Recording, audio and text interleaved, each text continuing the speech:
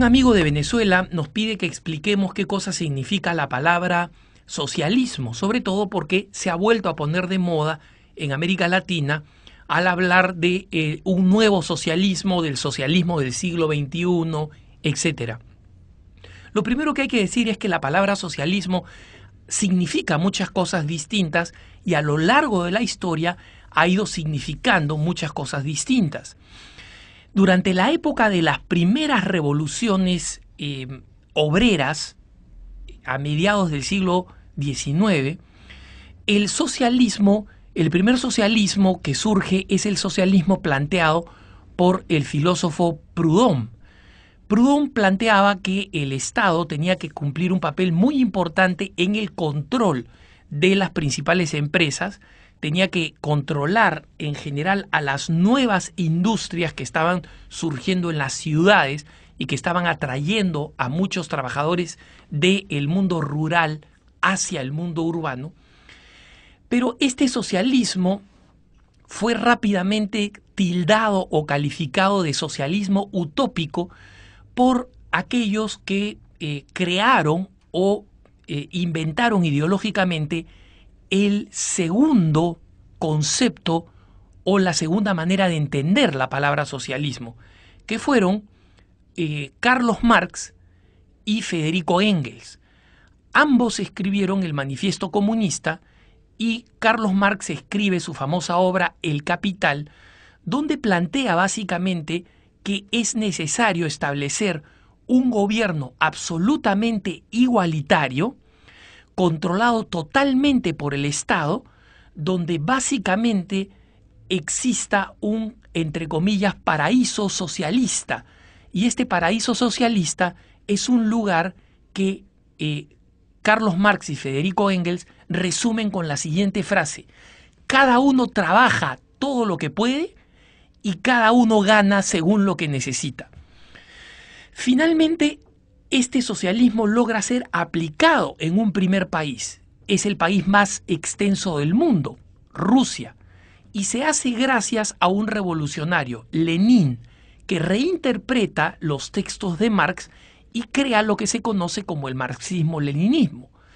Toma el control a través de la revolución de 1917 de la antigua Rusia zarista, gobernada por los zares, y finalmente crea un imperio conocido como la Unión de Repúblicas Socialistas Soviéticas.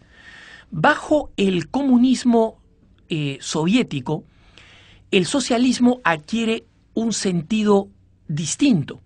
Significa el total control del Estado de toda la vida de los individuos.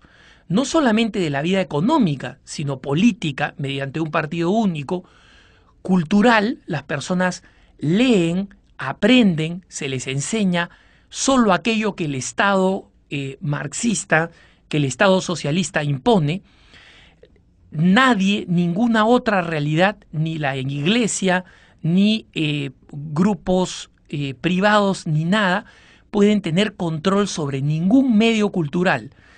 Ni la radio, ni la televisión, ni los periódicos, ni las escuelas, ni ningún otro centro cultural o lo que fuere. Todo, absolutamente todo en la vida de los individuos es controlado por el Estado.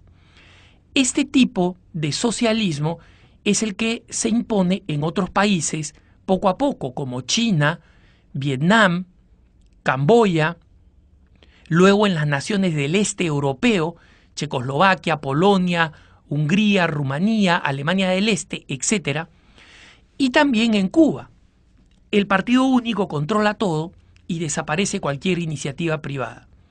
Mientras este sistema se va imponiendo en estos países que he mencionado, a partir de la década de los 30 y especialmente después de la Segunda Guerra Mundial, surge un nuevo socialismo europeo, que es un socialismo inspirado en una ideóloga alemana llamada Rosa Luxemburgo, que plantea que el socialismo tiene que ser un socialismo democrático, un socialismo básicamente sindicalista, con mucha fuerza en los sindicatos, y según el cual el Estado tenga un tremendo control, primero sobre las empresas consideradas estratégicas, el transporte público, la industria militar, la industria de la energía, es decir, la electricidad, el agua, los correos, etcétera, etcétera, y que además tenga un control muy fuerte sobre la gran empresa privada, que permita a la pequeña iniciativa privada, los negocios familiares,